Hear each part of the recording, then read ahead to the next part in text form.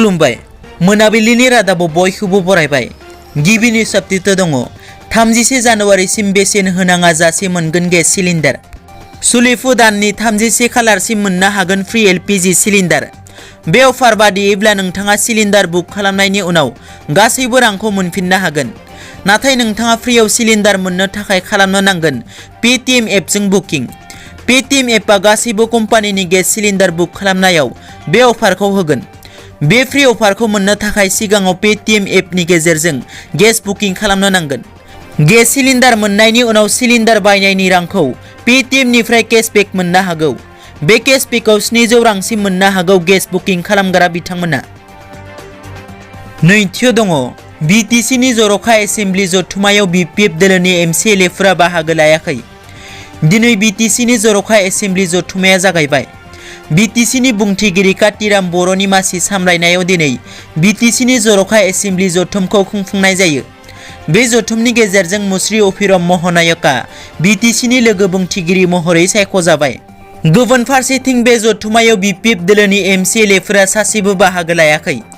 मख'नो गोनांदि थांनाय 17 बोसोर बिटिसि खुंथाय गोहोआव थानाय समाव गावसोरनि मावनाय खामानियाव गोबां जाख्ल'नाय गोरोन्थिफोरखौ गिनानै बाहागो लायाखै नामा होनना गोबां सुबुंफोरनाव सोंथि सिखारदों। थामथियाव दङ बारग' एनडिपिनि नखरनि सोद्रोमाफोरा सोमावसारदों।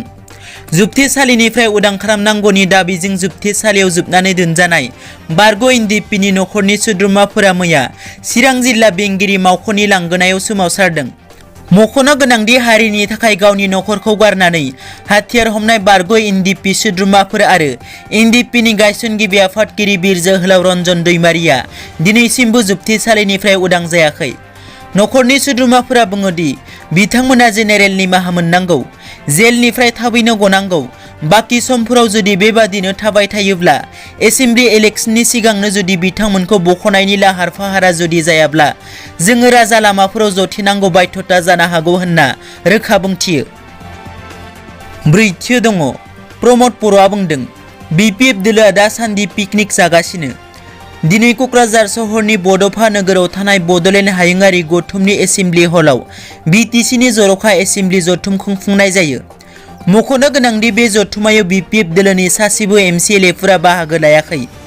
BPF दोलोनि सासेबो MCLAफोरा बाहागो लायैनि सायाव BTRनि गाहाय खुंगिरि प्रमद बर' बिथाङा बुङोदि BPF दोलोआ दासान्दि पिकनिक जागासिनो आरो बिथांमोना समाजनि खामानि मावनायनिफ्राय आजिरा लाथ'दों होननानै BPFनि MCLAफोरा जाहाथे इयुनाव एसेम्बलियाव बाहागो लाफैयो होननानैबो खावलायो गाहाय खुंगिरि बिथाङा। दिनैनि रादाबा एसेनोसै। नोंथांमोना जुदि आंनि चेनेलखौ दासिमबो साबस्क्राइब खालामाखै अन्नानै साबस्क्राइब खालाम। गोजोन्थों।